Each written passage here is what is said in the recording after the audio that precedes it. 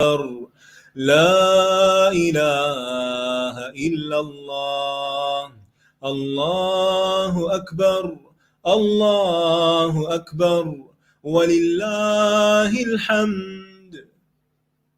أعوذ بالله من الشيطان الرجيم. بسم الله الرحمن الرحيم. الحمد لله رب العالمين الرحمن الرحيم مالك يوم الدين. إياك نعبد وإياك نستعين. اهدنا الصراط المستقيم صراط الذين أنعمت عليهم غير المغضوب عليهم ولا الضالين.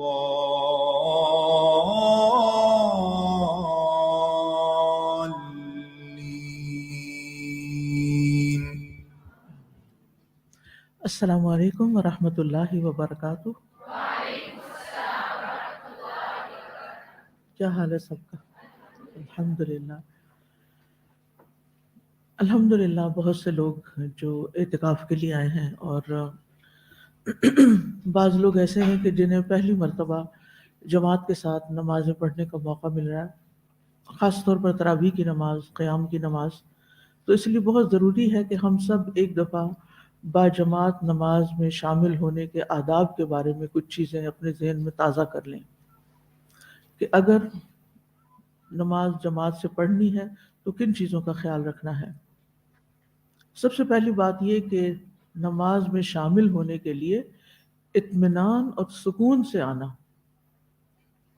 مثلا آپ کہیں باہر تھے، آپ کو اقامت کی آواز آئی اور آپ کو خیال آیا کہ نماز شروع ہو گئی ہے، تو آپ نے سب چھوڑا اور بھاگنا شروع کر دیا، اور بھاگتے بھاگتے آ کے ہانپتے کانپتے جماعت میں شریک ہوئے. یہ طریقہ درست نہیں، کیونکہ ہو سکتا ہے کہ اگر 5-6 لوگ اس طرح بھاگ دوڑ شروع کر دیں تو جو نمازی شروع سے نماز میں شریک ہوئے ہیں وہ نماز میں کیا سوچیں گے کہ پتہ نہیں کوئی ایمرجنسی ہوگی.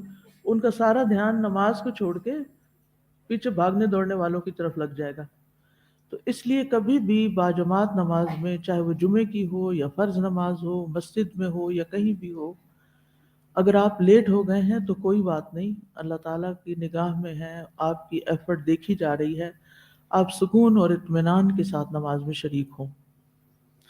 ابو قتادہ کہتے ہیں ہم نبی صلی اللہ علیہ وسلم کے ساتھ نماز پڑھ رہے تھے، آپ نے کچھ لوگوں کی ملی جلی آوازوں کا شور سنا.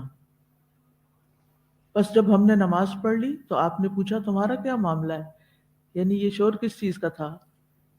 لوگوں نے کہا کہ ہم نماز کے لیے جلدی کر رہے تھے. آپ نے فرمایا ایسا نہ کرو، بلکہ جب تم نماز کے لیے آؤ تو تم پر سکون لازم ہے، یعنی سکون سے آؤ. نماز کا جو حصہ پاؤ اسے پڑھ لو، اور جو رہ جائے اسے بعد میں پورا کرو. یعنی جلدی ہم کیوں کرتے ہیں کہ ہماری رکعت مس نہ ہو جائے، ورنہ سب لوگ سلام پھیر لیں گے اور ہمیں ایک اور پڑھنی پڑے گی. تو بہتر ہے کہ رہتی سہتی جو بھی ہے بس کیچ کر لیں کسی طرح. تو یہ نیت نہیں ہونی چاہیے. سکون سے آئیں، جہاں بھی امام ہے وہاں شریک ہو جائیں، جو باقی حصہ رہ گیا آپ کا اس امام کے سلام پھیرنے کے بعد آپ ادا کر لیں. اسی طرح بعض اوقات لوگ جب مسجد میں داخل ہوتے ہیں، امام فرض نماز جماعت سے پڑھا رہے ہوتے ہیں اور وہ پیچھے اپنی سنتیں یا تحیت المسجد پڑھنا شروع کر دیتے ہیں، یا خدا جانے کون سی نماز وہ الگ سے اپنی کوئی اور نماز شروع کر دیتے ہیں. اس کی بھی اجازت نہیں. یعنی جب امام فرض نماز شروع کرتے تو اس کے پیچھے اور کوئی نماز نہ پڑھی جائے، نہ سنت، نہ نفل، نہ کوئی اور، کچھ بھی نہیں. ابو ہریرہ رضی اللہ عنہ سے روایت ہے کہ نبی صلی اللہ علیہ وسلم نے فرمایا جب نماز کے لیے اقامت ہو جائے تو فرض نماز کے علاوہ کوئی نماز نہیں، لیکن ایک صورت یہ ہے کہ آپ سنت پڑھ رہے تھے کہ نماز کھڑی ہو گئی اور آپ کی ابھی بس تھوڑی سی نماز باقی ہے، مثلا آپ سجدے میں ہیں تو آپ مختصر سا کر کے اتحیات اور مختصر سا درود پڑھ کر سلام پھیر دیں اور جماعت میں فوراً شریک ہو جائیں۔ یعنی آپ نے یہ نہیں کرنا کہ آپ آرام آرام سے ساری سنت پڑھیں حتیٰ کہ امام ایک رکعت ہی پوری کر لے اور پھر آپ جماعت میں شامل ہوں۔ اگر تو آپ سنت نماز کی شروع میں ہیں اور آپ کو پتہ ہے کہ ابھی کافی ٹائم لگ جائے گا تو آپ کیا کریں گے، اپنی وہ نماز چھوڑ کر امام کے پیچھے نیت کر لیں گے فرض کی، پھر سنت چھوڑ دیں گے۔ یعنی مثلا آپ ابھی شروع ہی ہوئے تھے، اللہ اکبر کہیے آپ نے، اور ابھی آپ سورۃ فاتحہ پڑھ رہے تھے کہ امام نے نماز شروع کر دی فرض۔ اب آپ یہ نہیں کریں گے کہ 2 پوری رکعتیں پڑھ کے پھر آپ نماز میں شریک ہوں، بلکہ کیا کریں گے، اسی جگہ سلام پھیر کے دوسری یعنی فرض نماز کی نیت شروع کر لیں گے۔ کیا سمجھ آ گئی بات؟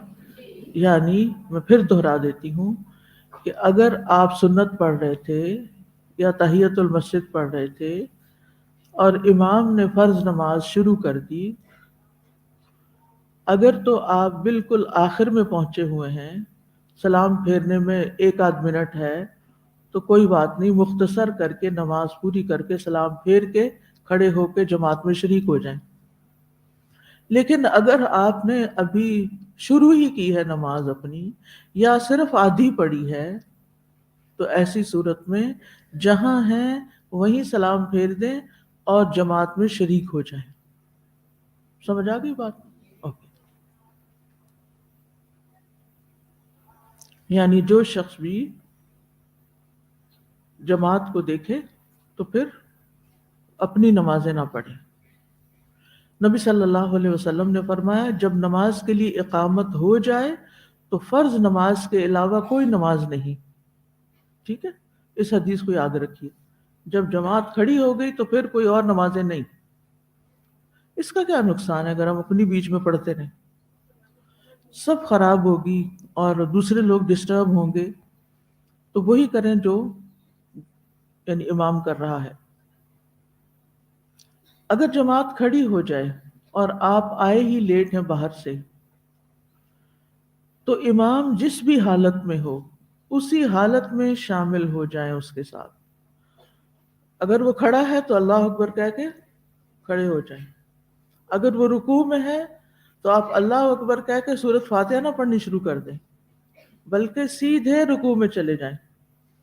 اگر آپ مسجد میں داخل ہوئے اور صف میں جب تک پہنچے ہیں تو امام سجدے میں پہنچا ہوا ہے تو آپ کیا کریں گے، اللہ اکبر کہہ کے سیدھے سجدے میں چلے جائیں گے۔ اگر آپ پہنچے ہیں اور وہ اتحیات پڑھ رہا ہے اور بے شک آخری والا پڑھ رہا ہے تو آپ کو ثواب مل جائے گا کہ آپ آخری میں بھی شریک ہو گئے۔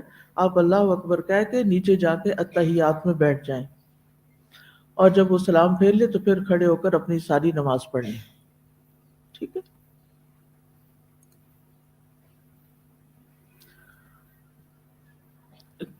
اگر آپ قیام میں شامل ہو جاتے ہیں تو آپ کی رکعت کنسیڈر ہوگی۔ یعنی امام کھڑا تھا اور وہ سورۃ فاتحہ آخر تک پہنچا ہوا تھا تو آپ کو خود بھی پڑھنی ہوتی سورۃ فاتحہ، آپ پڑھ لیجئے اور اس کے بعد امام کی قرات سن لیجئے اور پھر اس کے ساتھ رکوع اور سجدہ کر لیجئے۔ اگر رکعت مل گئی ہے، امام کے ساتھ قیام مل گیا ہے، کیونکہ پیچھے بھی میں بتا چکی ہوں کہ قیام نماز کا ایک رکن ہے، اگر قیام آپ کو مل گیا امام کے ساتھ تو کیا ہوا، رکعت پوری ہو گئی آپ کی۔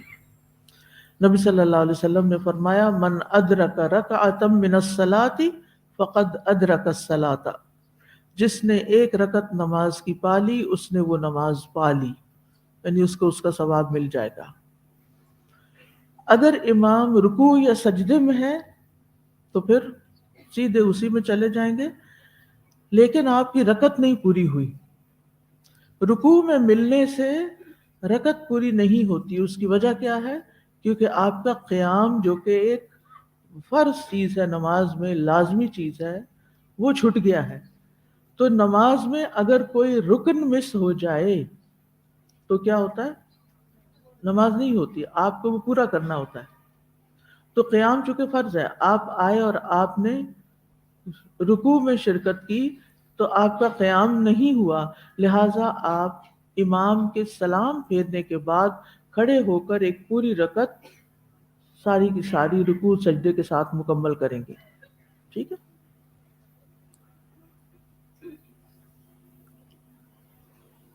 دوسری رکعت کے تشہد میں شامل ہوں اگر تو پھر کیا ہوگا؟ دو پوری رکعتیں آپ کی چھوٹ گئی ہیں۔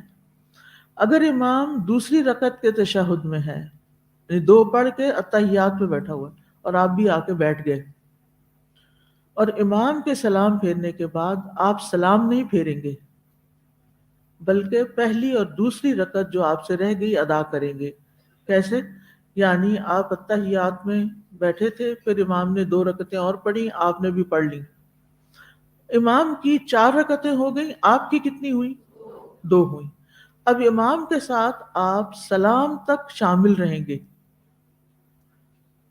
سلام تک آپ شامل رہیں گے، اور پھر جو ہی وہ سلام پھیرے گا آپ سلام نہیں پھیریں گے، کھڑے ہو کر آپ باقی نماز 2 رکعتیں جیسے عام نماز میں پڑھی جاتی ہیں ویسے ہی پڑھیں گے۔ اب 2 رکعتوں کے بیچ میں جو آپ کا اتحیات پہلا والا چھٹا تھا وہ کیا ہوا؟ یہ آخری والا اس کے قائم مقام ہو جائے گا اور آپ اپنا پھر اتحیات پورا پڑھ کے اپنی نماز مکمل کر لیں گے۔ تو بہرحال امام کے ساتھ جس بھی حال میں شامل ہوں، اگر اس رکعت کی سورۃ الفاتحہ رہ گئی ہے تو رکعت آخر میں ادا کی جائے گی اور باقی ساری نماز امام کے ساتھ پڑھی جائے گی۔ اب مثال کے طور پر اگر آپ چوتھی رکعت میں شامل ہوئے تو پھر کیا کریں گے؟ آپ امام کے ساتھ سلام تک سارا کچھ پڑھیں گے، پھر ایک اور رکعت پڑھیں گے اور بیٹھ کے اتحیات پڑھیں گے، کیونکہ آپ کی 2 رکعتوں کے بعد کا یہ اتحیات ہو، اور پھر اتحیات کے بعد 2 رکعتیں اور پڑھ لیں گے۔ واضح ہو گئے مسائل؟ چلیے الحمدللہ، آج کے لیے اتنا ہی کافی۔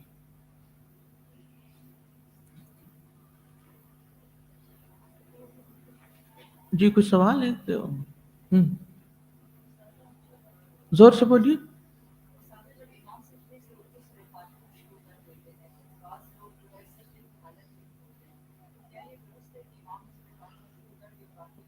نہیں، چلیے میں اس کے بارے میں کچھ چیزیں اور دیتی ہوں، دکھاتی ہوں، سوچتی ہوں، یا آپ سوال لکھیں گے تو پھر مجھے زیادہ وضاحت ہوگی کہ آپ کو کس کس چیز کی ضرورت ہے۔ ان کا سوال یہ ہے کہ امام کھڑے ہو کر سورۃ فاتحہ پڑھ رہا ہے اور ایک شخص سجدے سے ہی نہیں اٹھ رہا، اس کا سجدہ ہی نہیں ختم ہو رہا، یہ انتہائی غلط ہے۔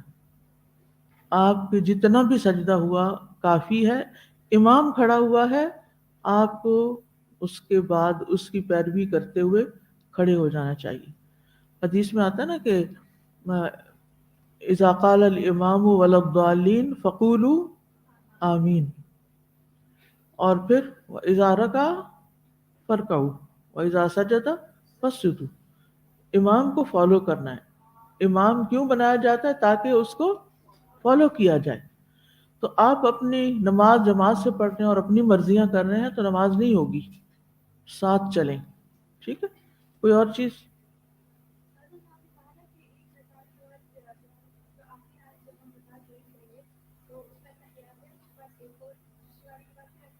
جی ہاں، جی ہاں، جی آپ کے اس صورت میں 3 اتحیات ہو جائیں گے۔ جی ہاں، یعنی اگر آپ آخری رکعت میں شریک ہوئے ہیں اور پھر آپ ایک رکعت اور اپنی پڑھ کے اتحیات درمیانہ پڑھتے ہیں اور پھر آخر میں اتحیات پڑھتے ہیں، تو اس طرح آپ کے 3 اتحیات ہو جائیں گے۔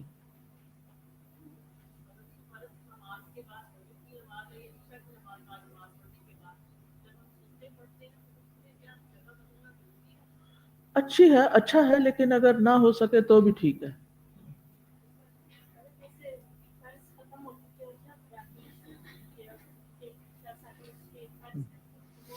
ان کا سوال ہے، یہ بڑا اچھا سوال ہے کہ آپ گھر سے آ رہے تھے، راستے میں ٹریفک بلاک ملی، آپ جب تک مسجد پہنچے تراویح شروع ہو گئی تھی. ابھی تو آپ کے فرض رہتے ہیں، کیا تراویح آپ فرض سے پہلے پڑھیں گے؟ نہیں، آپ امام کے ساتھ فرض کی نیت سے شریک ہو جائیں گے.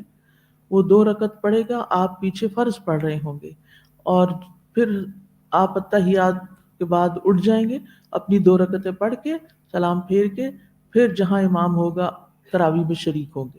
ٹھیک ہے؟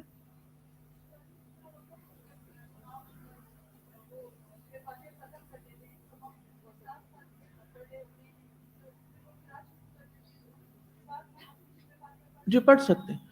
فاتحہ امام سے پہلے بھی آپ کی مکمل ہو سکتی ہے، کچھ لوگ تیز پڑھتے ہیں نا، کچھ امام کے پیچھے پیچھے بھی ہو سکتی ہے، امام کے بعد بھی ہو سکتی ہے. ٹھیک ہے؟ چلیے آج کے لیے اتنا کافی، ورنہ میرا اپنا وہ لیسن رہ جائے گا.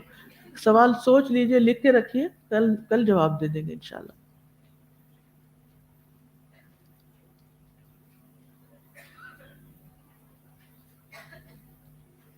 چلیے، نحمده ونصلي على رسوله الكريم، اما بعد، فاعوذ بالله من الشيطان الرجيم، بسم الله الرحمن الرحيم، رب اشرح لي صدري ويسر لي امري واحلل عقدة من لساني يفقهوا قولي. اللهم انك واسع الفضل والرحمة، عظيم الجود والإحسان، عظيم المغفرة والحلم. الہی انت الکریم الذی فتحت لعبادک ابواب التوبۃ وابواب الرحمۃ وابواب العفو وابواب الخیر وابواب الرزق وابواب الدعاء وابواب العمل الصالح. اللہم ادخلنا ابواب الخیر کلها ومنعنا من ابواب الشر کلها یا رؤوف یا رحیم. اے اللہ، تو بہت زیادہ وسیع فضل اور رحمت کا مالک ہے، تیری سخاوت اور احسان بہت عظیم ہے، تیری بخشش اور بردباری عظیم ہے. اے میرے معبود، تو ہی وہ صاحب کرم ہے جس نے اپنے بندوں کے لیے توبہ کے دروازے، رحمت کے دروازے، عفو و درگزر کے دروازے، بھلائی اور نیکی کے دروازے، رزق کے دروازے، دعاؤں کے دروازے اور نیک عمل کے دروازے کھول رکھے ہیں. اے اللہ، ہمیں خیر کے تمام دروازوں میں داخل فرما اور ہمیں شر کے ہر دروازے سے روک لے. اے مہربان، اے رحم کرنے والے، اے ہمارے رب. نحن نقص عليك أحسن القصص بما أوحينا إليك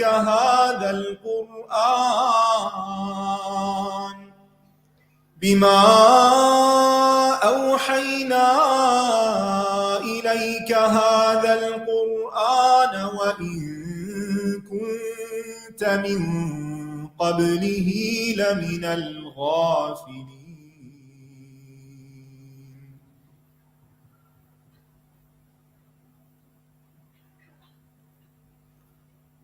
کل ہم نے اسراف کے بارے میں پڑھا کہ مالی معاملات میں اسراف ہوتا ہے، کھانے پینے کے معاملات میں اور گفتگو میں. دیکھا جائے تو اسراف ایک رویے کا نام ہے، ایک عادت بن جاتی ہے. اس کا تعلق وسائل کے میسر ہونے یا محدود ہونے سے نہیں. یعنی اس کا مطلب یہ ہے کہ جنہیں اسراف کی عادت ہوتی ہے ان کو اگر تھوڑی دیر کے لیے بھی کوئی وسائل ملتے ہیں، کہیں سے بھی کوئی ملتے ہیں، تو وہ اسراف کرتے ہیں، وہ انہیں ضائع کرتے ہیں. لیکن جن کے رویے محتاط ہیں، جن کے اندر اللہ کا تقوی ہے، اللہ نے انہیں اسراف سے بچنے کی توفیق بھی دی ہے. ان کے پاس چاہے جتنے مرضی وسائل ہوں، وہ سمندر کے کنارے بھی کھڑے ہوں، دریا کے کنارے بھی کھڑے ہوں، تو پانی ضائع نہیں کریں گے. ان کے پاس ڈھیروں مال ہو، وہ فضول خرچی نہیں کریں گے، کیونکہ انہیں معلوم ہے ان المبذرین کانوا اخوان الشیاطین، کہ فضول خرچ لوگ شیطان کے بھائی ہوتے ہیں. وَكَانَ الشَّيْطَانُ لِرَبِّهِ كَفُورًا، اور شیطان اپنے رب کا بڑا سخت ناشکرا ہے. تو ہم مال کو ضائع کر کے، وسائل کو ضائع کر کے ناقدری اور ناشکری نہیں کرنا چاہتے، اور ہمیں نہیں کرنی چاہیے. اللہ تعالیٰ سے ہم سب کو بہت دعا مانگنے کی ضرورت ہے کہ اللہ تعالیٰ ہمیں وہ نظر دے کہ جہاں ہمیں اپنا اسراف نظر بھی آئے. کیونکہ کوئی آپ کو جتنا بھی بتائے گا، لیکن ultimately and of the day فیصلہ تو آپ کا اپنا ہے، اور فیصلہ آپ نے کرنا ہے کہ آپ کسی بھی چیز کو استعمال کرتے ہوئے کیسے کر رہے ہیں، کہ کیسے اس کو استعمال کر رہے ہیں، ضائع کر رہے ہیں یا نہیں.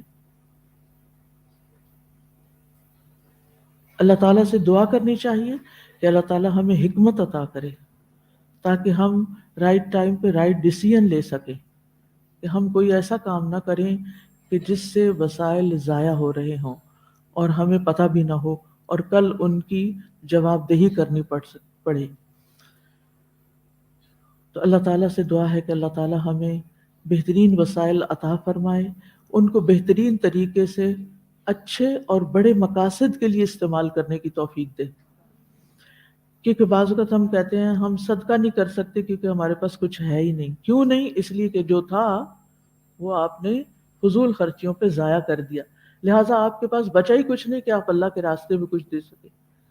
تو ایک نہیں، بہت سے نقصانات ہوتے ہیں جب آپ ریسورسز کا ضیاع کرتے ہیں، فضول خرچیاں کرتے ہیں اور اپنے وسائل کی قدر نہیں کرتے. تو ہمیں اپنی عادات کو بدلنا ہے، اپنے کام کے طریقوں کو بدلنا ہے، اپنے روزمرہ کے وہ کام جن میں ہم سے اسراف ہو جاتا ہے اس کے آلٹرنیٹ طریقے سوچنے ہیں. تو ہمیں خود بھی بچنا ہے، اپنے بچوں کو بھی بچپن سے سکھانا ہے کہ پانی کا استعمال مناسب حد کے اندر، کھانا صرف اتنا لینا ہے جو کھا سکیں. صرف یہ سوچ کے کہ ہماری بجلی فری ہے یا گیس فری ہے یا پانی فری کا ہے تو جو چاہیں کریں. پچھلے کچھ عرصہ پہلے جب میں عمرے پہ گئی تو جب میں واش روم میں داخل ہوئی تو وہاں پانی کی ٹیپ کھلی ہوئی تھی. اتنا میرا دل خفا ہوا کہ سعودی عرب میں تو ویسے ہی پانی کی آپ کو پتہ ہے کہ بہت کمی ہے. فلٹریشن پلانٹس کے ذریعے سمندر کے پانی کو وہ لوگوں کے استعمال کے لیے قابل استعمال بناتے ہیں. تو ایسے کتنے ہی ناسمجھ لوگ ہوں گے جو پبلک پلیسز پہ جا کے وسائل کو غلط طریقے سے استعمال کرتے ہیں. اب مثال کے طور پر یہاں پر آپ دیکھیں کہ آپ الہدیٰ میں اعتکاف میں آئے ہیں تو 500 لڑکیاں ہاسٹل میں رہ رہی ہیں، 100 سے زیادہ لوگ اعتکاف کر رہے ہیں. اگر آپ اور سب کو اگر نہانا ہے تو آپ نہاتے ہوئے آپ پانی کھولے چلے جا رہے ہیں اور بہائے چلے جا رہے ہیں اور گھنٹہ لگائے چلے جا رہے ہیں، تو آپ کتنا بڑا ظلم کر رہے ہیں. آپ دوسروں کا حصہ بھی مار رہے ہیں، آپ وسائل کا بھی، جو کہ فی سبیل اللہ وسائل ہیں، یہاں سب لوگ کنٹریبیوٹ کرتے ہیں، اللہ کی خاطر کنٹریبیوشن کرتے ہیں. تو یہ تو نہیں کہ ہمیں تو اس کا بل نہیں دینا لہٰذا ہم جتنا چاہیں پانی استعمال کر لیں، جتنی چاہیں بجلی استعمال کر لیں، جتنے چاہیں انوانٹڈ پنکھے کھلے چھوڑ کے چلے جائیں. نہیں، اس کا بھی حساب ہوگا. اپنی زندگی میں تو حساب ہوتا ہے نا اس کا جو ہم نے اپنی ذاتی زندگی میں خرابی کی ہوتی ہے، لیکن اجتماعی وسائل کو نقصان دینا اور بڑی خرابی ہوتی ہے. اس میں آپ بہت سے لوگوں کا حق مار رہے ہوتے ہیں. اور کل بھی میں نے ذکر کیا تھا کہ زمین کے اندر پانی کی سطح کم ہوتی جا رہی ہے، خاص طور پر اسلام آباد میں، اور پریڈکٹ کر رہے ہیں کہ آئندہ کچھ سالوں میں یہاں قحط تک پڑ سکتا ہے. کیونکہ زمین کے اندر کئی 100 فٹ نیچے جا کے پانی نکالا جا رہا ہے اور وہ نیچے اور ہو رہا ہے. تو اب آپ سوچئے کہ اوپر سے کہیں پانی تو نہیں اندر جا رہا، آپ کی بارشوں کا پانی تو سارا بہہ جاتا ہے. آپ نے تو ان کو روکنے کا کوئی انتظام ہی نہیں کر رکھا، ضروری ڈیم بھی نہیں بنا رکھے کہ جہاں سے پانی آئے گا. اب جو زیادہ بارشیں اللہ تعالیٰ دیتا بھی ہے تو وقتی طور پہ سیلاب بن جاتا ہے اور پھر اس کے بعد سارا ادھر ادھر ہو جاتا ہے. تو اللہ نے جو خزانے زمین کے اندر ہم سب کے لیے اسٹور کر رکھے ہیں وہ امانت ہے آئندہ نسلوں کی، آپ کے بچوں اور ان کے بچوں کی. تو پانی میں فضول خرچی نہ کریں. نہائیں تو بس اتنا استعمال کریں کہ جو آپ کے لیے کافی ہو، گھنٹہ بھر واش روم میں نہیں لگائیں، تھوڑے سے ٹائم میں، یعنی اپنا ٹائم رکھیں کہ میں نے اگلے 10 منٹ کے اندر یہاں سے باہر ہونا ہے، تاکہ اگلے 600 لوگ ان چند واش رومز کے اندر اپنی ضروریات پوری کر سکیں۔ جو دوسروں کے لیے آسانیاں پیدا کرتے ہیں اللہ تعالیٰ ان کے لیے آسانیاں پیدا کرتا ہے، اور جو دوسروں کے لیے پریشانیاں پیدا کرتے ہیں وہ کہیں نہ کہیں خود بھی جا کے پریشان ہوتے ہیں۔ اور بعض اوقات زندگی میں جب ہمیں کوئی پریشانی آتی ہے نا، تو پھر ہمیں سمجھ نہیں آ رہی ہوتی کہ یہ پریشانی آ کیوں گئی ہے۔ ہم دعائیں بھی مانگتے ہیں اور ہماری پریشانی دور نہیں ہو رہی۔ کیوں نہیں ہو رہی؟ اس لیے کہ ہم نے نہ جانتے انجانے میں بہت سے لوگوں کو پریشان کر رکھا ہے، ہماری وجہ سے بے شمار لوگ پریشان ہیں۔ ہم ان کی پریشانیاں آسان کریں تو اللہ تعالیٰ ہماری پریشانی بھی آسان کرے گا، اور یہ چیز تقوی سے ہی آتی ہے۔ اس میں آپ دیکھیے کہ ایک پمفلٹ بھی ہے ہمارا، پانی بچائیے، وہ میرا خیال ہے سارے اعتکاف والوں کو اور ہاسٹل کی جو کلاسز ہوتی ہیں وہاں پر ایک دفعہ پڑھ کے سب کو سنا دیں، تاکہ سب لوگ اہتمام، عام دنوں میں بھی بہت ضرورت ہے لیکن ان دنوں میں خاص طور پر۔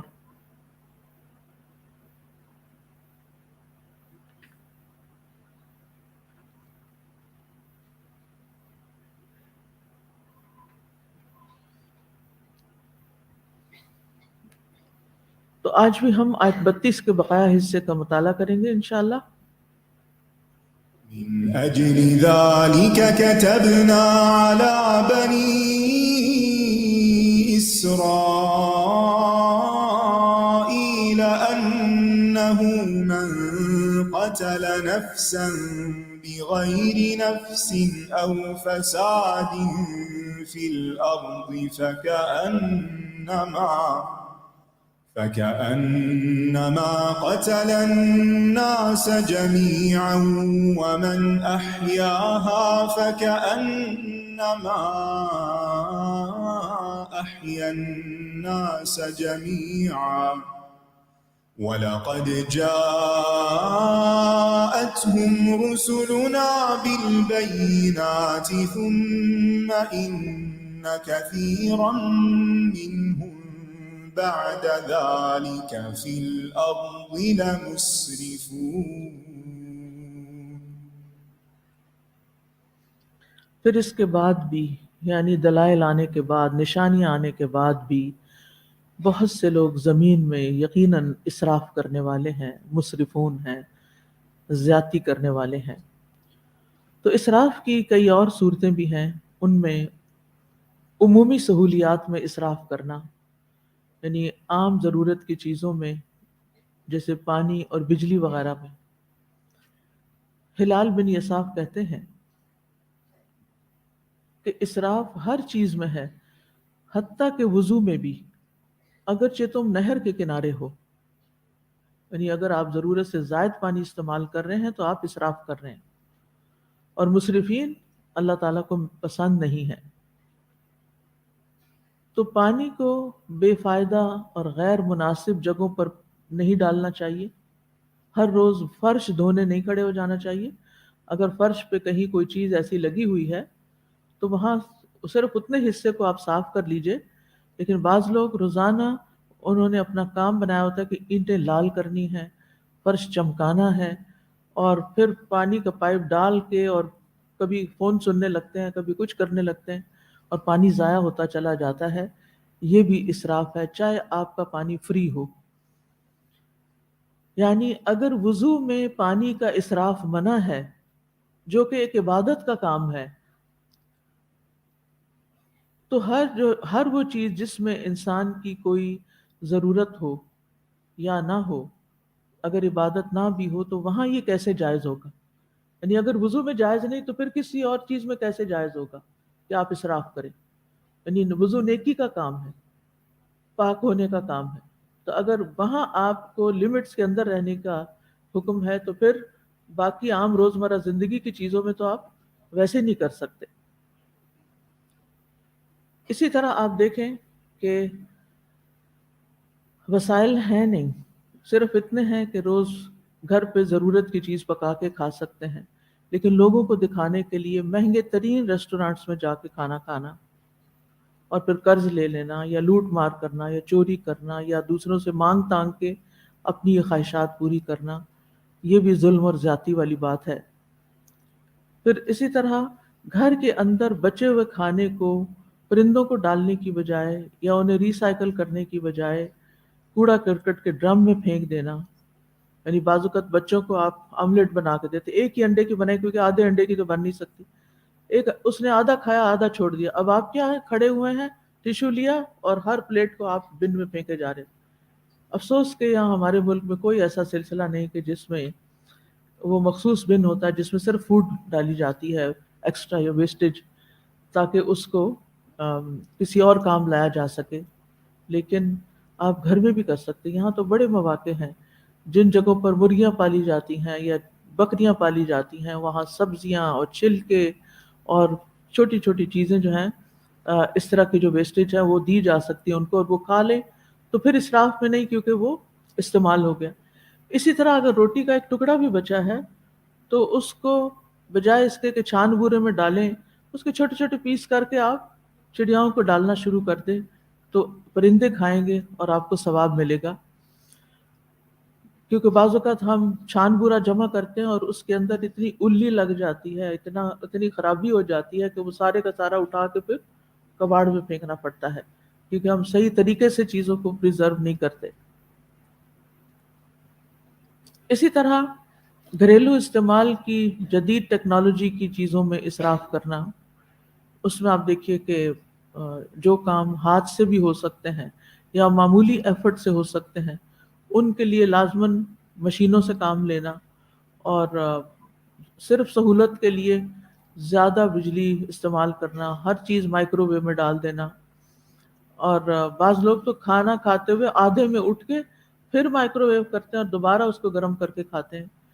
تو اس طرح کی چیزوں، اس طرح کی عیاشی سے پرہیز کرنا چاہیے، اللہ یہ کہ آپ کا کھانا بہت ٹھنڈا ہے یا آپ کو کوئی تکلیف ہے۔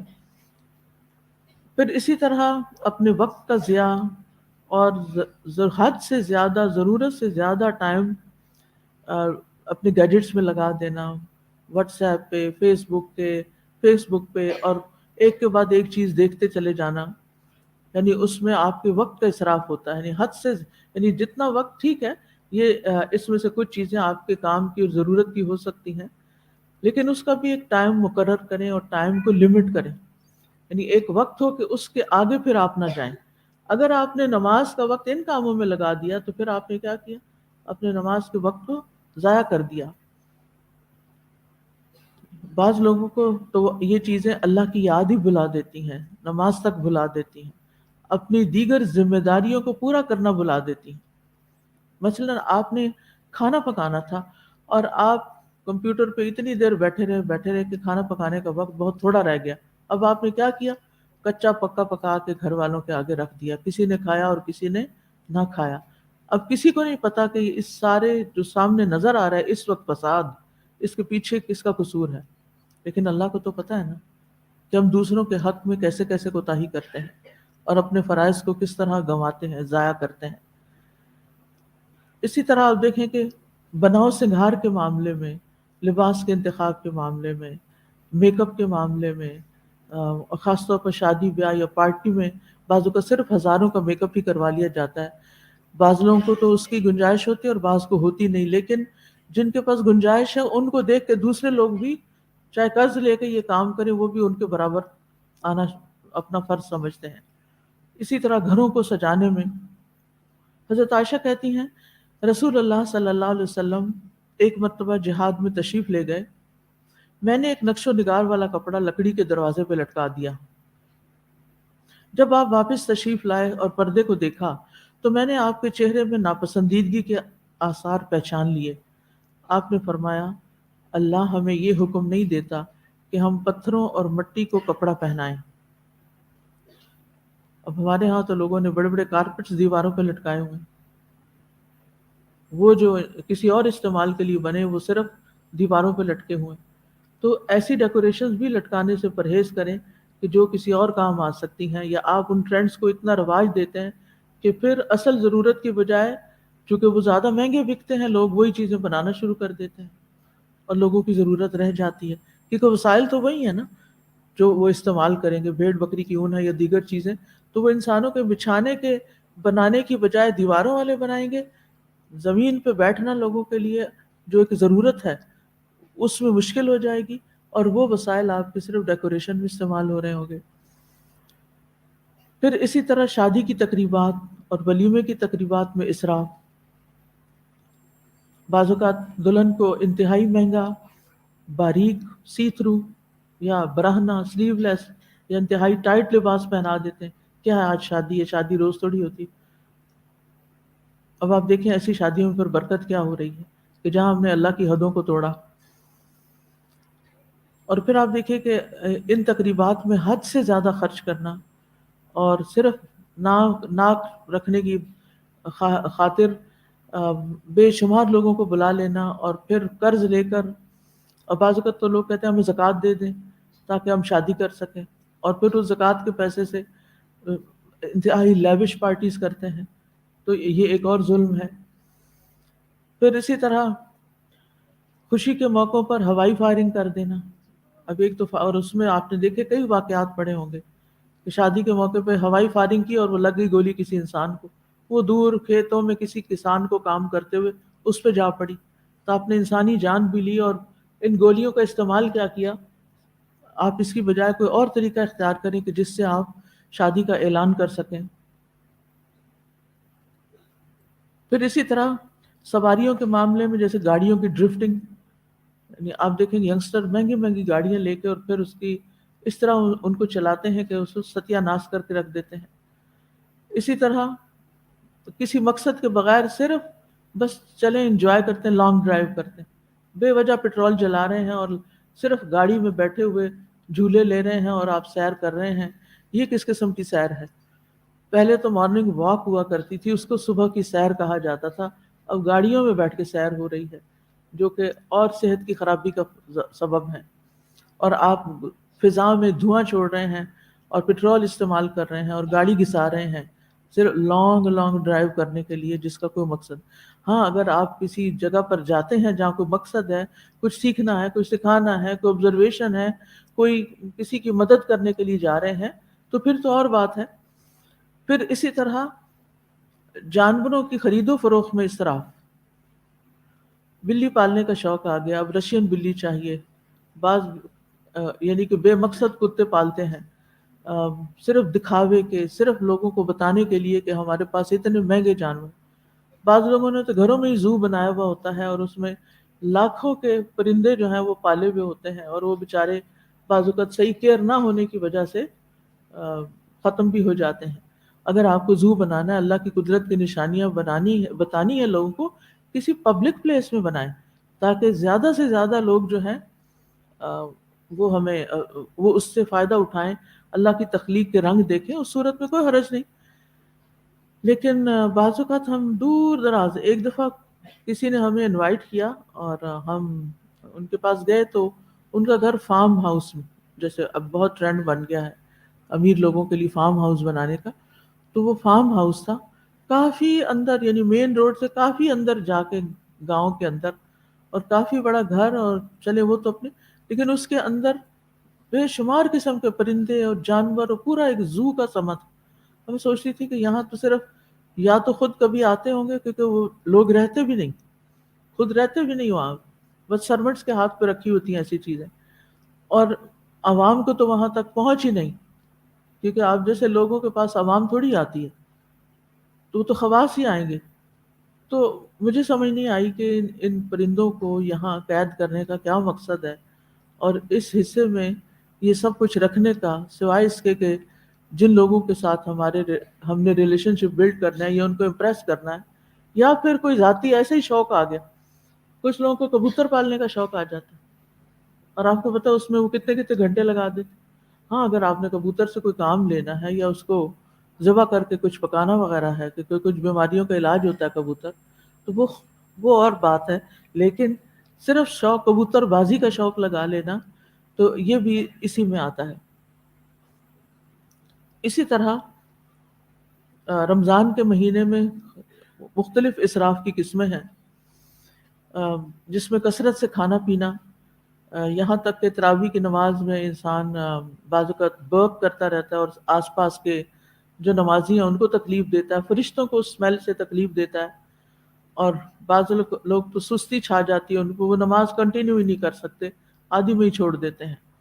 اسی طرح بعض اوقات لوگ کہیں مل کے شب بیداری کرتے ہیں، اکٹھے ہوتے ہیں اور وہاں جا کے سوشلائزنگ شروع کر دیتے ہیں، کبھی چائے شروع ہو گئی، کبھی کوئی سنیکس شروع ہو گئے، کبھی کوئی گپ شپ شروع ہو گئی، کبھی کوئی سستا رہا ہے، لیٹ رہا ہے، کبھی کوئی ادھر ادھر کی کتابیں پڑھنا شروع کر دیتے ہیں۔ میری تو سمجھ میں یہ بات نہیں آتی کہ رمضان تو قرآن کا مہینہ ہے، رمضان قرآن کا مہینہ ہے، دوسری کتابیں پڑھنے کا مہینہ نہیں ہے۔ رمضان میں زیادہ سے زیادہ جس چیز کا شوق دلایا گیا وہ کیا ہے؟ 3 چیزیں: من صام رمضان ایمانا و احتسابا غفر له ما تقدم من ذنبه، جس نے رمضان کے روزے رکھے ایمان اور احتساب یعنی اجر کی توقع رکھتے ہوئے، اس کے پچھلے سارے گناہ معاف کر دیے جائیں گے۔ تو یہ اہم ترین عبادت ہے، اگر اس میں آپ نے کمی کوتاہی کی تو باقی باتوں کا کوئی فائدہ نہیں، الا کہ آپ بیمار ہیں یا معذور ہیں، آپ کا سفر ہے، یہ کوئی اور وجہ ہے۔ دوسری اہم ترین عبادت رمضان کی، من قام رمضان ایمانا و احتسابا غفر له ما تقدم من ذنبه، جو رمضان کی راتوں میں ایمان اور ثواب کی نیت سے قیام کرے، اس کے اگلے پچھلے گناہ معاف ہو جائیں گے۔ ومن قام لیلۃ القدر ایمانا و احتسابا غفر له ما تقدم من ذنبه، یہ اہم ترین کام ہے جو رمضان کی راتوں میں کرنے چاہیے۔ یعنی صرف رات جگہ مقصود نہیں کہ آپ رات جاگ کے گزار رہے ہیں، آج ہم نے شب بیداری کی ہے، یہ مقصد نہیں۔ مقصد اس میں کیا ہے کہ آپ قرآن پڑھیں، کیونکہ شہر رمضان الذی انزل فیہ القرآن، قرآن پڑھیں یا پڑھائیں، قرآن کے ساتھ آپ کا مضبوط تعلق ہو رمضان میں۔ دوسری چیز دعا اور ذکر، یعنی اس کے علاوہ دعا اور ذکر، یعنی حدیث سے 3 چیزیں پتہ چلتی ہیں، قرآن مجید سے 2 چیزیں۔ 2 چیزیں کون سی؟ یعنی قرآن کی تلاوت، ایک ہے نماز میں قیام لمبا، ظاہر ہے قیام لمبا کب ہوگا؟ جب آپ کیا کریں گے؟ زیادہ قرآن پڑھیں گے، چاہے دیکھ کے پڑھیں، چاہے کسی کے پیچھے پڑھیں، چاہے زبانی پڑھیں، تو آپ کا قیام لمبا ہو جائے گا، تو آپ من قام رمضان میں آ جائیں گے۔ اور اگر سارا رمضان کسی وجہ سے نہیں بھی کر سکے تو آخری 10 راتیں جو ہیں ان میں ایکسٹرا کچھ عبادت۔ تو یہ تو ہیں حدیث سے پتہ چلتی 3 چیزیں، اور باقی قرآن مجید سے، شہر رمضان الذی انزل فیہ القرآن۔ امام مالک کے بارے میں آتا ہے کہ جب رمضان آتا وہ درس حدیث بند کر دیتے تھے اور صرف قرآن کے ساتھ مشغولیت اختیار کر لیتے۔ اور پھر ایک اور چیز ہے دعا، کیونکہ جو ہی رمضان کی آیتیں ختم ہوتی ہیں ساتھ ہی آیت آ جاتی، وَإِذَا سَأَلَكَ عِبَادِي عَنِّي فَإِنِّي قَرِيبٌ أُجِيبُ دَعْوَةَ الدَّاعِ إِذَا دَعَانِ فَلْيَسْتَجِيبُوا لِي وَلْيُؤْمِنُوا بِي لَعَلَّهُمْ يَرْشُدُونَ۔ زیادہ سے زیادہ دعائیں، اور اسی میں پھر ذکر، تسبیحات، اس میں وقت لگائیں، اور خاص طور پر رات کے پچھلے حصے میں سحری کے وقت کیا حکم ہے قرآن کا؟ وَبِالْأَسْحَارِ هُمْ يَسْتَغْفِرُونَ۔ آخری حصے میں ٹھیک ہے آپ خاتون خانہ ہیں، آپ کو سحری بنانی پڑ رہی ہے، آپ کا منہ تو کسی نے نہیں بند کیا ہوا نا، آپ ساتھ ساتھ استغفار پڑھتے رہیں، آپ کے منہ، آپ کے ہاتھ کام میں ہو اور زبان پہ استغفار ہو۔ اس سے پہلے جب آپ قیام اللیل ختم کریں تو خاص طور پر استغفار کریں، کیونکہ استغفار سے سارے مسائل حل ہو جائیں گے، ساری دعاؤں کا قائم مقام استغفار ہو جاتا ہے۔ لیکن اس ذکر کی کثرت کریں اور توجہ سے اور رو کے بھی مانگیں کہ اللہ تعالیٰ مجھے تو معاف کر دے، کیونکہ وَمَنْ زُحْزِحَ عَنِ النَّارِ وَأُدْخِلَ الْجَنَّةَ فَقَدْ فَازَ۔ اس لیے ان کاموں کو آپ نے پرائرٹی دینی ہے، ان راتوں میں یہ کام کرنے ہیں، الا یہ کہ کوئی آپ کے پاس اللہ نے علم دیا ہے، کوئی سوال کرنے آ جاتا ہے، کوئی پوچھنے آ جاتا ہے، کوئی بتانے آ جاتا ہے، تو تھوڑا بہت حصہ اس کا رکھ سکتے ہیں آپ. لیکن irrelevant ٹاپکس پہ لیکچر دینا، irrelevant باتیں کرنا، اور irrelevant ہنسی مذاق اور سوشلائزنگ اور ادھر ادھر چیزیں دیکھتے رہنا، ان چیزوں سے پرہیز کریں، پوری طرح فوکسڈ رہیں. تو بہرحال الحمدللہ یہ آیت جو ہے یہاں مکمل ہوتی ہے. آیت کا خلاصہ آپ دیکھیے، اس کی طرف اگر آپ توجہ کریں کہ من قتل نفسا بغیر نفس او فساد فی الارض فکأنما قتل الناس جميعا ومن احیاها فکأنما احیا الناس جميعا. یعنی قتل کی شناخت اس درجہ بڑی ہے کہ انسانی ذہن اس کا احاطہ بھی نہیں کر سکتا، کہ ایک شخص کا قتل جو ہے وہ تمام انسانوں کا قتل ہے. کیا آپ تمام انسانوں کو جانتے ہیں؟ کون کہاں رہتا ہے، کون کیا کرتا ہے؟ ہم نہیں جانتے. یعنی آپ سوچ ہی نہیں سکتے کہ آپ نے ایک قتل کر کے کس کس پہ ظلم ڈھایا. جیسے ایک ٹرپل ایفیکٹ کا پتہ ہے آپ کو؟ آپ جیسے تالاب میں ایک پتھر مارتے ہیں، صرف آپ نے چھوٹا سا ایک کنکری ماری، جس جگہ وہ پانی سے جا کے ٹکرائی وہاں کیا ہوگا؟ اس کو تو پانی کو چوٹ لگے گی، ہاں؟ وہاں تو ایک لہر پیدا ہوگی، لیکن وہ لہر کتنی دور تک جاتی ہے؟ بعض اوقات پورے تالاب تک وہ لہر جاتی. یہی حال ہوتا ہے جب انسان ایک قتل کرتا ہے تو اس کے اثرات سب تک جاتے ہیں، پورا معاشرہ اس سے متاثر ہوتا ہے. کس کس طریقے سے ہم خود بھی نہیں جانتے. ہم تو صرف یہ جانتے ہیں کہ من قتل نفسا بغیر نفس او فساد فی الارض فکأنما قتل الناس جميعا. اسی طرح زمین پر فساد، یعنی او فساد فی الارض، تو فساد کے لیے بھی بہت سخت نہایت شدید سزا ہے. اور اس کے برعکس ایک زندگی بچانا پوری انسانیت کا احیاء ہے، جبکہ ایک جان کا قتل پوری انسانیت کا قتل ہے. اب آپ دیکھیے کہ یہ مہینہ رمضان کا احتساب کا مہینہ بھی ہے. روزہ، قیام، ليلۃ القدر کا پانا، ان سب میں ایمان کے ساتھ احتساب کا لفظ بھی آتا ہے. اگرچہ اس کا معنی عام طور پر یہی کیا جاتا ہے کہ انسان اجر کی توقع رکھے، لیکن اس کے ڈیپ ڈاؤن میننگ میں احتساب میں اپنا محاسبہ کرنا بھی آتا ہے. تو جب انسان نیکی کے کام کرے تو ساتھ ساتھ اپنا جائزہ بھی لیتا رہے، اپنا جائزہ بھی لیتا رہے. کیا کہ اگر ایک قتل کا اتنا اثر ہے تو میری نیکی کا اثر کیوں نہیں میرے آس پاس کے ماحول پر؟ سمجھ آئی؟ کیونکہ من احیاها فکأنما احیا الناس جميعا. ایک جان بچائی نا آپ نے، آپ کے اندر ایمان زندہ ہو گیا نا. یا ایھا الذین آمنوا استجیبوا للہ وللرسول اذا دعاکم لما یحییکم. اے لوگوں جو ایمان لائے ہو، اللہ اور رسول کی پکار پر لبیک کرو جب تمہیں اس چیز کی دعوت دیتے ہیں جو تمہیں زندہ کرتی، زندگی بخشتی. وہ کیا چیز ہے؟ دین کی دعوت. دین کی بات جو ہے، اللہ کی بات جو ہے، قرآن کی بات جو ہے، یہ کیا کرتی ہے؟ زندگی بخشتی ہے. آپ کو یہ قرآن کی نعمت ملی، آپ ایک نئی زندگی بن گئے، ایک نئے انسان بن گئے. آپ کے اندر ٹوٹ پھوٹ ہوئی، آپ کے اندر تبدیلی آئی. اور اگر نہیں آئی تو گویا آپ کے اندر گیا ہی نہیں قرآن. اگر آپ کے رکھ رکھاؤ، ڈیلنگز، معاملات، عبادات سب وہی ہے جو پہلے تھا، آپ کے لباس، آپ کے بولنے کا انداز، آپ نئے انسان بنے ہی نہیں، تو گویا آپ کو نئی زندگی نہیں ملی. اور جب تک آپ کو نئی زندگی نہیں ملتی تو آپ کے آس پاس بھی اس کے اثرات نہیں جاتے. آپ کے گھر والے آپ سے نالاں ہیں، آپ سے خوش نہیں ہیں، کیونکہ آپ وہ نہیں ہیں جو وہ قرآن پڑھنے کے بعد آپ سے ایکسپیکٹ کرتے ہیں، بلکہ آپ نے تو ان کا بھی رستہ روک دیا بری مثال قائم کر کے.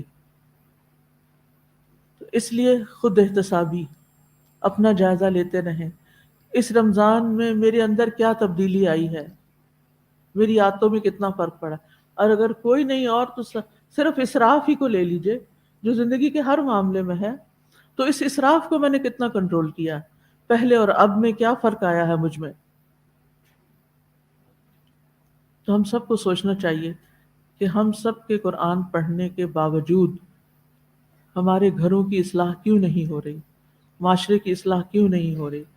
حالانکہ تاریخ میں ہم دیکھتے ہیں کہ چند سچے ایمان لانے والے ہزاروں پہ غالب آ جاتے تھے. ان یکم منکم عشرون صابرون یغلبوا مئتین. لیکن کمی تو ہم ہی میں ہے نا، کیونکہ ہم پڑھ لیتے ہیں، سن لیتے ہیں، یہاں کلاس ختم ہونے کے بعد ہم پھر اسی طرح کی گفتگو کرتے ہیں جو کلاس شروع ہونے سے پہلے کر رہے تھے. ہمارا ہنسی مذاق، ہمارے لطیفے، ہمارا سٹائل، ہمارا انداز بالکل پھر وہی شروع ہو جاتا ہے. گویا ہم تھوڑی دیر کے لیے روبوٹ بن کے بیٹھ گئے اور اس کے بعد ہم پھر اپنی اصلیت پہ آ گئے. اگر ہمیں قرآن کی مجلس سے اٹھ کر غور و فکر کرنا نہ آیا، ہمارے رویے میں تبدیلی نہ آئی، ہماری گفتگو میں نہ آئی، گویا ہم نے کچھ سیکھا ہی نہیں. کیونکہ انما المؤمنون الذین اذا ذکر اللہ وجلت قلوبہم واذا تلیت علیہم آیاتہ زادتہم ایمانا وعلی ربہم یتوکلون. اگر قرآن پڑھ کے بھی توکل نہیں آیا تو سوچئے ہم کہاں کھڑے ہیں، کیا کر رہے ہیں. پھر اس کتاب کے بعد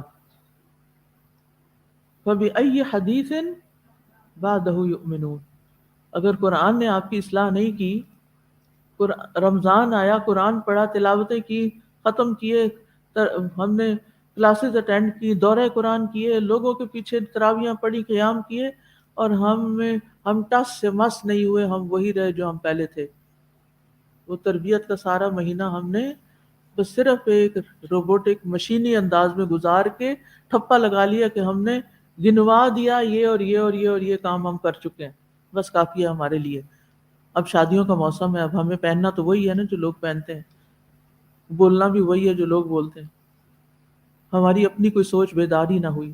پھر ہم نے کیا سیکھا، کیا پایا. اور جب اخلاقی برائیوں کو چھوڑنے کی بات آتی ہے، یعنی ٹھیک ہے ہم الحمدللہ قتل و غارت نہیں کرتے یہ کچھ، لیکن اخلاقی برائیوں کے ذریعے غیبت، چغلی، تانا زنی، ان چیزوں کے ذریعے جو لوگوں کا روحانی یا ان کے جذبات کا قتل عام کر دیتے ہیں، اس کی طرف ہم کبھی سوچتے ہی نہیں. اور پھر اپنے لیے تعویلیں کرتے ہیں. یعنی جب ہم سنتے ہیں کوئی مسئلہ تو دوسروں کو ٹیگ کرنے لگتے ہیں، یہ فلاں، یہ عادت تو میری پھپھی میں ہے، یہ میرے شوہر میں ہے، یہ دادی ایسے کرتی تھی، فلانا کرتا. سب یعنی پڑھتے جاتے ہیں اور دماغ دوسروں کے بارے میں غور کرتا جاتا ہے. اپنے اندر کی کوئی برائی نظر نہیں آتی، اپنے آپ کو تو پاک صاف سمجھتے ہیں. تو پھر میں کیا کر رہا ہوں؟ یعنی یہ آیت جو میں نے پڑھی مسرفین کے بارے میں، یہ اگر اور لوگوں سے متعلق ہے تو میرے متعلق کیا ہے؟ ہم ان آیات پر خود کو پیش نہیں کرتے، قرآن کے آئینے میں خود کو نہیں دیکھتے کہ یہ مجھ سے مخاطب ہے. مجھے اپنی زندگی کے اندر دیکھنا ہے کہ کیا چیز ایکسیسو ہے، کیا چیز میں نے بہت زیادہ کر رکھی ہے، کس چیز میں میرا بہت زیادہ وقت جا رہا ہے.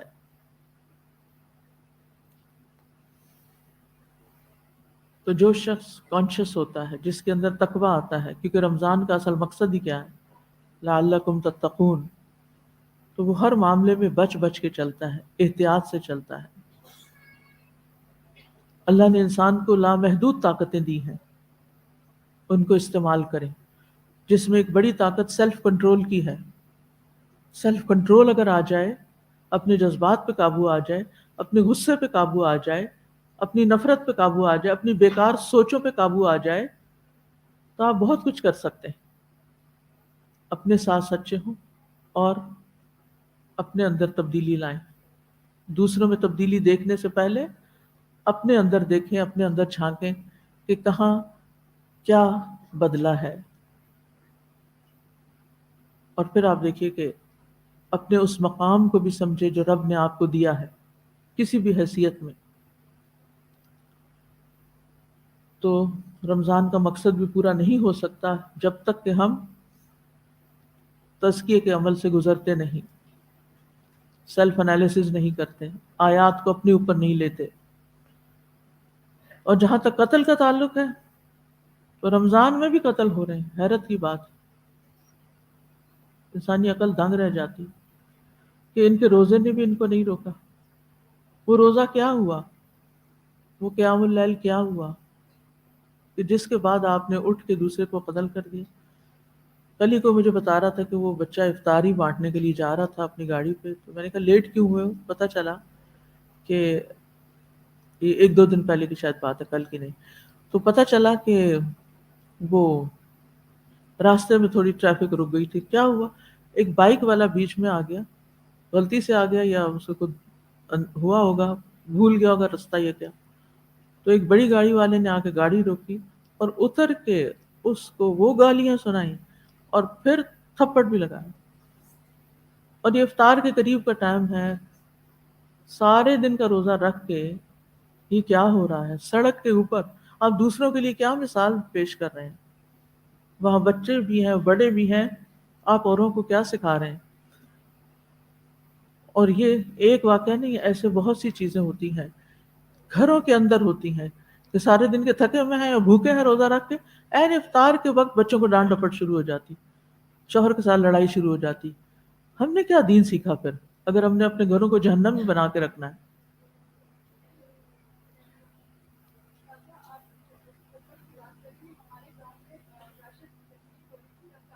اچھا،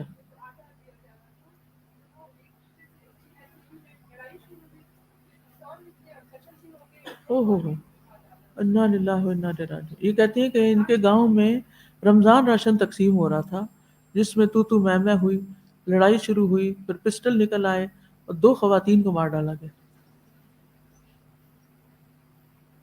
اسی طرح ایک دن کچھ بچوں کو بھیجا کہ جو کچھ چیزیں تقسیم کر کے آئے. وہ کہتے شکر ہے جان بچ گئی ہے. لوگ گاڑیوں کے اندر تک یعنی کہ منہ اور ہاتھ ڈال کے آپ سے چھینا جھپٹی کرتے ہیں اگر آپ غریبوں کو کچھ تقسیم بھی کرنے جاتے ہیں. جو اس مقام میں نئے ہوتے ہیں، اناڑی ہوتے ہیں، جن کو طریقہ نہیں آتا کہ ان لوگوں سے ڈیل کیسے کرنا ہے. تو یہ سب کیا ہو رہا ہے؟ یہ کیوں ہو رہا ہے؟ یہ مسلمان معاشرے میں ہو رہا ہے. ہمیں اس کی کوئی تکلیف نہیں، ہمیں اس کا کوئی درد نہیں، ہمیں اس کی اصلاح کی کوئی فکر نہیں. اور اگر ہم اتنے سارے لوگ قرآن پڑھ کے اس معاشرے کی فکر نہیں کرتے اور اب تو پھر تو اپنا آپ بھی گیا، یعنی پھر ہم بھی نہیں استقامت اختیار کر سکتے. تو اس لیے اس فساد کو جی آپ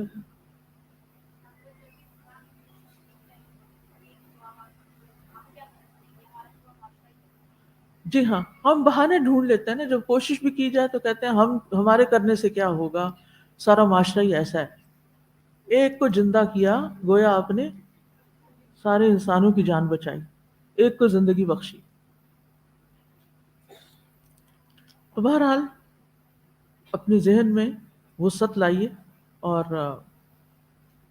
جب ان جرائم کو آپ کھلم کھلا ہوتے دیکھیں تو صرف خبریں پڑھ کے رکھ نہ دیں، اخبار یا ٹی وی بند نہ کر دیں اور شیئر نہ کر کے اور بحث کر کے اور فیس بک پہ کامنٹس لکھ کے یا اپنے ریٹنگ بڑھانے کے لیے ایسی خبریں پوسٹ کر کے صرف فارغ نہ ہو جائیں، بلکہ سنجیدگی کے ساتھ سوچیں اور باہر سے نہیں اپنی ذات سے سوچیں، یہاں اپنے اندر سے سوچیں میرے میں ابھی کیا کیا کمی ہے، مجھے کس کس چیز میں اصلاح کی ضرورت ہے.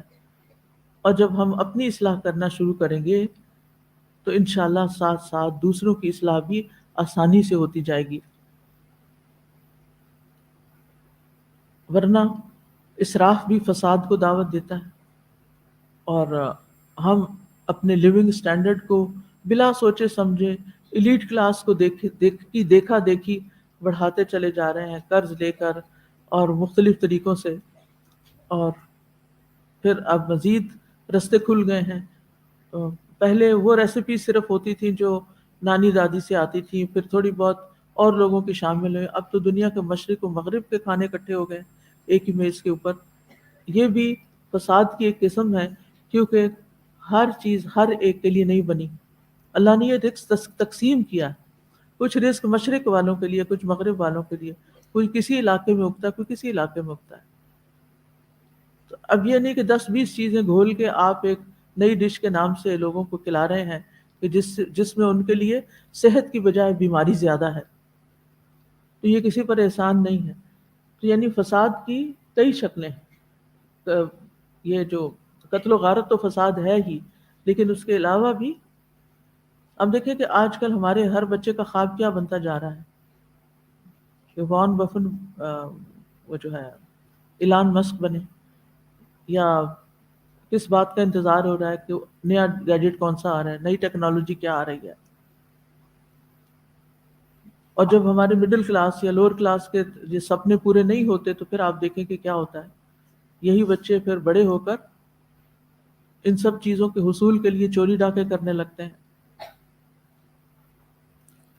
تو اس لیے ہم سب اپنی ذات سے شروع کریں. ہمارا کام صرف نمازیں پڑھ لینا ہی نہیں، صرف قرآن ختم کر لینا نہیں، بلکہ عقل اور فکر اور تدبر سے بھی کام لینا ہے، خود احتسابی سے کام لینا ہے. یہ دیکھنا ہے اینڈ آف دا ڈے کہ تقویٰ کتنا پیدا ہوا ہے. اور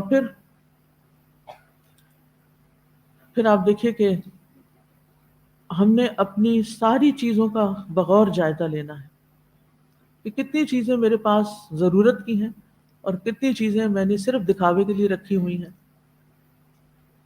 اسی طرح تعیشات میں کون کون سی چیزیں شامل ہیں ان کو آپ دیکھیے. پھر جیسے صدقہ ہم کرتے ہیں تو صدقہ بھی صرف کھلانے پلانے کی حد تک نہیں ہونا چاہیے، بلکہ اس میں بھی آپ مثبت ترین مقاصد کو سامنے رکھیں. بجائے اس کے کہ صرف راشن ہی بانٹتے رہیں، اس پر بھی سوچیں کہ کچھ لوگوں کو اگلے رمضان سے پہلے اپنا راشن خود خریدنے کے قابل بھی بنانا ہے. اسی طرح صرف بچوں کو یعنی کہ صرف ان کو کسی کام لگانے کی بجائے ان کو تعلیم میں بھی آگے بڑھانا ہے. مثلا کسی کو ٹھیلا بنا کے دیا آپ نے، کسی کو اس کے پاؤں پہ کھڑا کیا ہے، چھوٹے چھوٹے روزگار لگا کے دیے، ساتھ ہی ان کی تعلیم کی طرف بھی توجہ کروائیں، اور خصوصاً دین کی تعلیم کی طرف. کیونکہ بعض اوقات ہم ان کو صرف دنیا کی طرف لگا دیتے ہیں، ان کو یہ ہنر سکھا دیں، ان کو یہ اسکل سکھا دیں، یہ سیکھ لیں گے تو اتنے ہزار کما سکیں گے، وہ سیکھ لیں گے تو یہاں جا کھڑے ہوں گے. وہ مشینیں بن جائیں گے، انسان نہیں بنیں گے. آپ خدمت خلق کا کام کر رہے ہیں، آپ ان کے دین کی فکر کریں. ہر وہ بندہ جو آپ سے فیض پاتا ہے، یا وہ آپ کے عمل سے متاثر ہو، یا آپ کی تعلیم سے متاثر ہو، یا آپ کے سارے پلاننگ یا پروگرام سے ایسا متاثر ہو کہ وہ صرف خیر لینے والا نہ ہو، بلکہ اس کو لے کے آگے دینے کے قابل بھی بن جائے، وہ دینے والوں میں شامل ہو جائے. جی کوشچن کیا ہے؟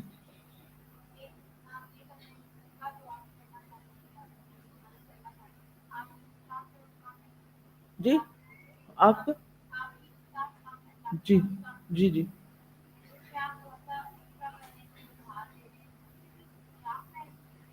ایکسٹرا کر رہے ہیں، کیا کر رہے ہیں؟ نہیں، اتنا ہی کریں جتنی آپ کی طاقت ہے. یہ نہ ہو کہ آپ زیادہ کر کے پھر دوسروں سے مانگنا شروع کر دیں. ٹھیک ہے. تو بہرحال اپنے آپ کا جائزہ لینا ہے. جی آپ کیا چیز؟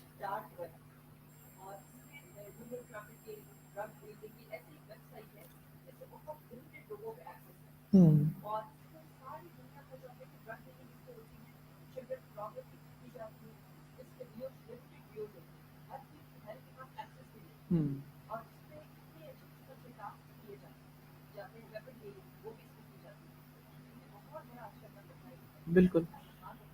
تو اسی طرح دیکھیں، ہر روز آپ کو کوئی نئی بات پتہ چلے گی کہ اب تو آپ کے یعنی رونگٹے کھڑے ہی ہوتے چلے جائیں گے. یہ سب تو ہو ہی رہا ہے، لیکن ہمیں یہ دیکھنا ہے کہ ہم کون سے ایسے پروگرام بنائیں، کون سی ایسی پلاننگ کریں کہ اس کے ذریعے ہم ان فتنوں کو بھی، ان کی بھی سرکوبی کچھ نہ کچھ کر سکیں. یعنی اس کے مقابلے میں لوگوں کو کیسی اویئرنیس دی جائے، کیونکہ سب سے پہلی چیز تو علم ہی ہے نا. جب لوگوں کو اویئرنیس ہوگی تو وہ حرام سے بچیں گے نا، غلط چیزوں سے بچیں گے. تو بہرحال یہاں پر رمضان کا چونکہ اختتام ہو رہا ہے، تو آپ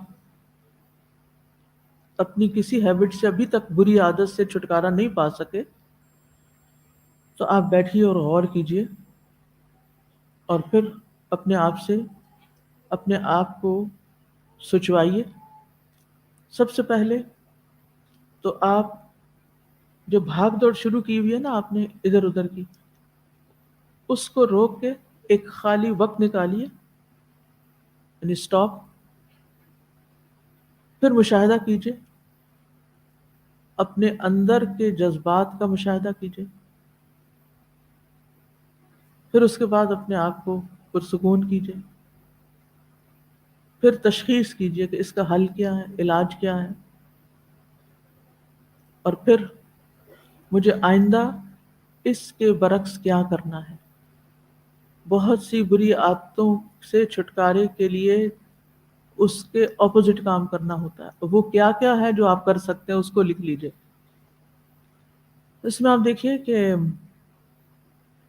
اپوزٹ، میں نے آپ کو بتایا تھا نا کہ جب اللہ سبحانہ تعالیٰ کی ذات کے بارے میں کوئی وسوسہ آئے تو آپ کیا کریں، اس کے الٹ سوچیں. اللہ تعالیٰ کے مختلف نام لیں، اللہ تعالیٰ کا ذکر شروع کر دیں. یعنی جیسا خیال آئے کہیں نہیں یہ نہیں یہ ہے، اس کے الٹ سوچیں. جو بری آتے ہیں اس کے الٹ سوچیں تو انشاءاللہ بہتری آئے گی. کسی نے سوال کیا تھا، بس میں چونکہ اب آج آخری سبق ہے اس سلسلے میں، کل سے ہم نیا لیسن شروع کریں گے. تو اس آیت کے حوالے سے چند سوالات تھے. ان میں سے کیا قتل کا بدلہ مقتول کے لواحقین خود لے سکتے ہیں یا یہ ریاست کی ذمہ داری؟ یہ ریاست ہی کی ذمہ داری ہے، آپ خود نہیں لے سکتے.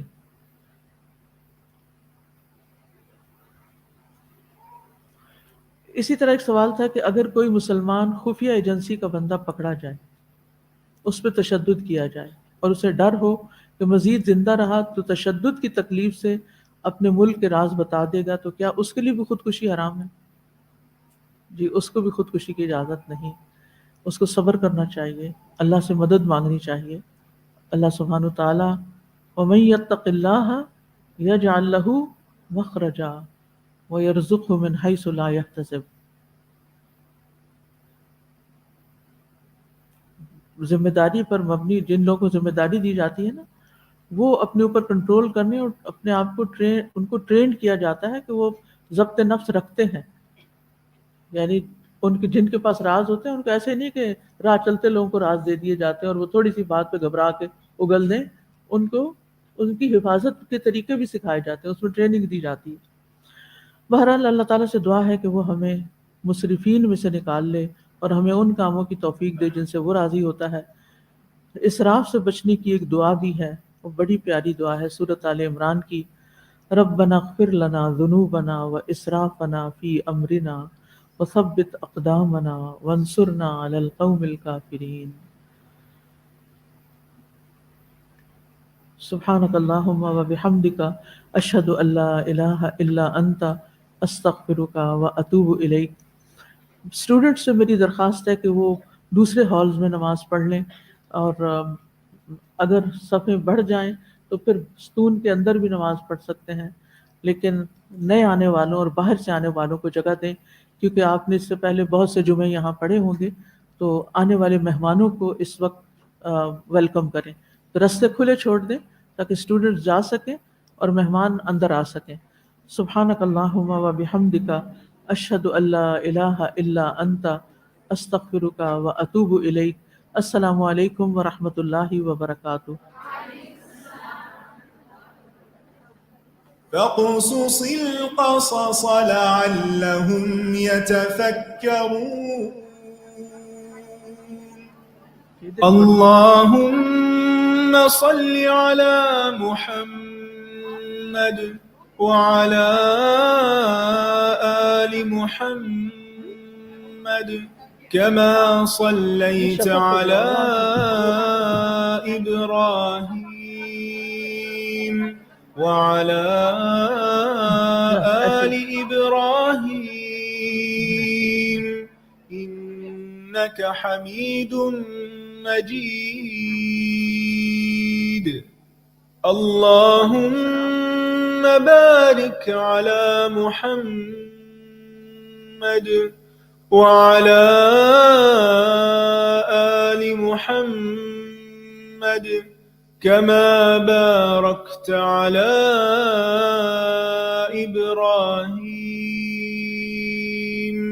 وعلى آل إبراهيم